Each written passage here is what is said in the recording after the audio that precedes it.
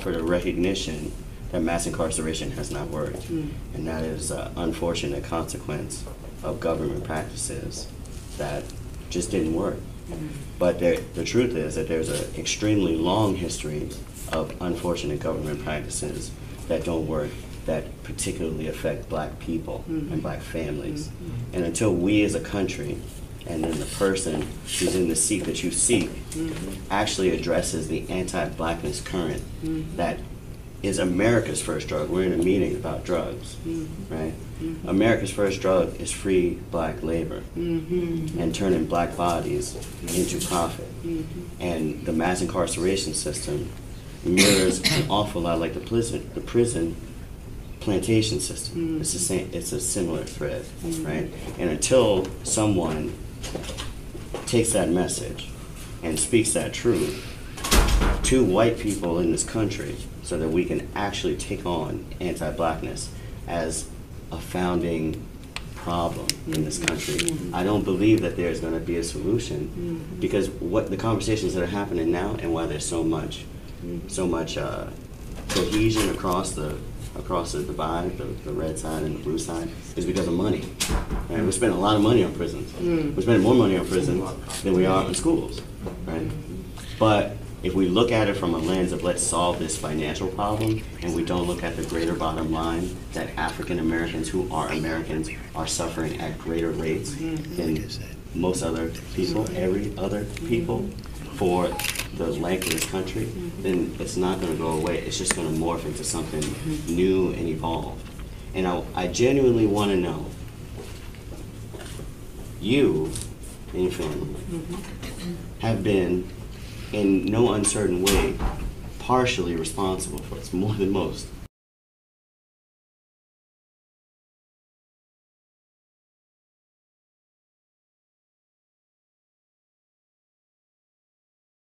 Now, there may have been unintended consequences, but now that you understand the consequences, what in your heart has changed that's going to change the direction of this country? Like, what in you, like, not your platform, not what you're supposed to say.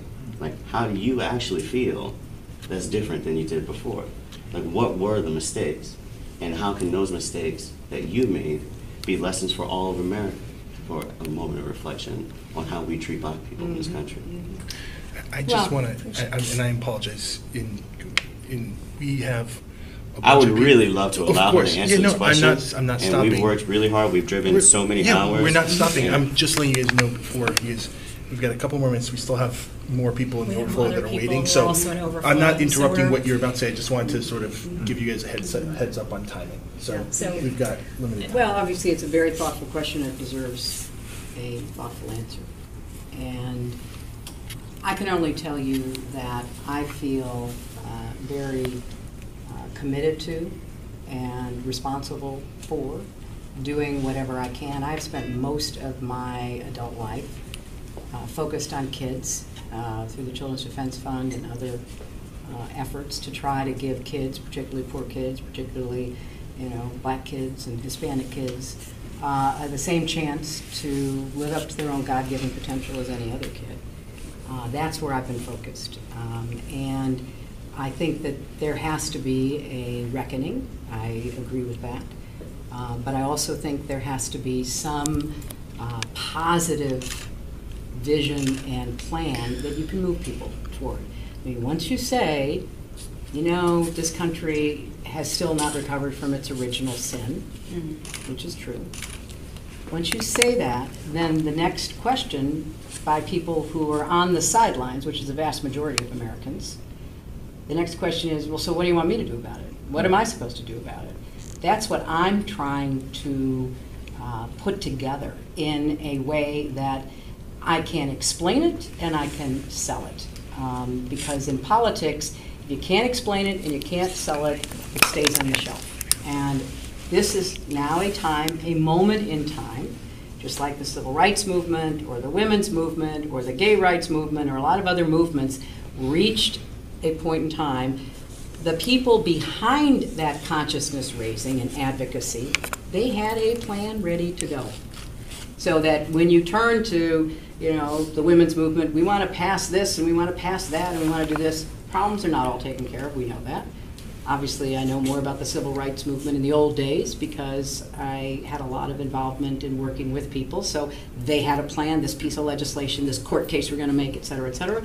Same with the gay rights movement. You know, we're sick of homophobia, we're sick of being discriminated against, we want marriage equality, and we're starting in the States and we're going to keep going until we get it at the highest court of the land. So all I'm saying is your analysis is totally fair. It's historically fair, it's psychologically fair, it's economically fair. But you're going to have to come together as a movement and say, here's what we want done about it. Because you can get lip service from as many white people as you can pack into Yankee Stadium and a million more like it. We're going to say, oh, we get it, we're going to be nicer, okay? That's not enough, at least in my book. That's not how I see politics. So the consciousness raising, the advocacy, the passion, the youth of your movement is so critical. But now all I'm suggesting is, even for us sinners, find some common ground on agendas that can make a difference right here and now in people's lives. And that's what I would love to, you know, have your thoughts about, because that's what I'm trying to figure out how to do. So yeah, deal with mass incarceration. It's not just an economic issue, although I grant you, some people see it like that. But it's more than that. I think there is a sense like, you know, low-level offenders, disparity in treatment, we got to do something about that. I think that a lot of the issues about housing and about, you know, job opportunities, ban the box, a lot of these things, let's get an agenda that addresses as much of the problem as we can. Because then you can be for something, in addition to getting people to have to admit that they're part of a long history in our country of, you know, either, you know, proposing, supporting, condoning discrimination, segregation, et cetera. Now, what do we do next? And that's what I'm trying to figure out in my campaign. So that's what I'm doing.